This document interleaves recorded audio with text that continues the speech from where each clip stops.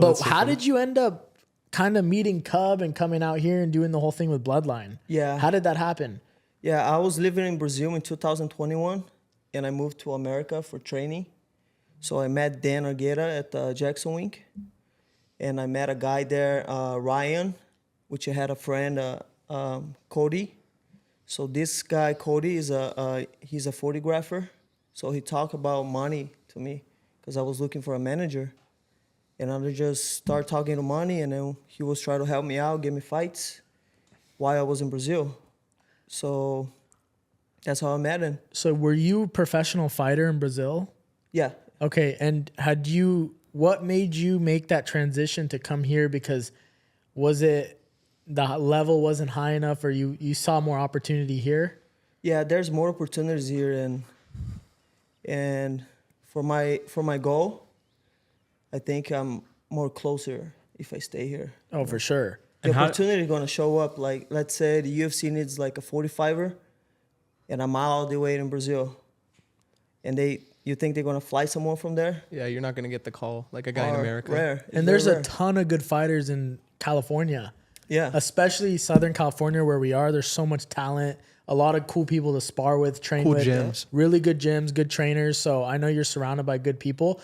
How has your training partners now helped you compared to your training partners in Brazil?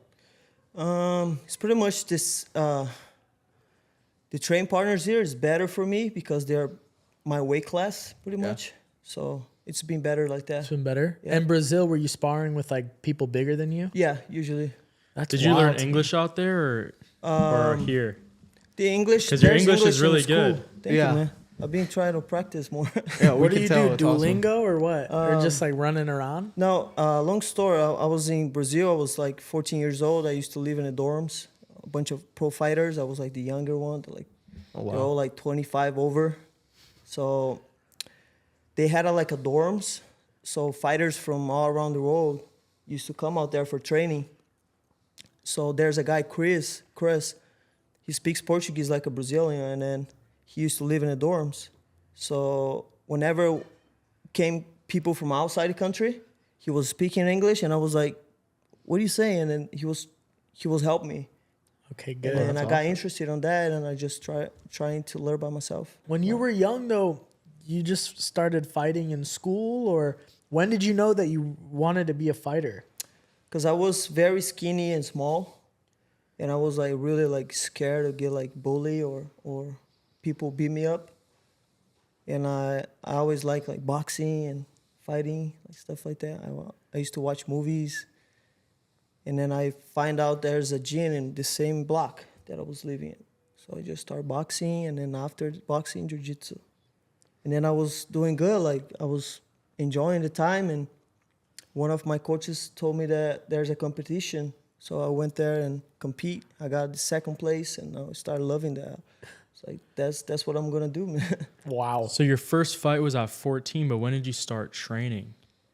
At 14. 14. Yeah. So how quickly did you just That put was yourself like in a fight? Months. Wow. That's crazy because we know like friends too, right? They'll start training here.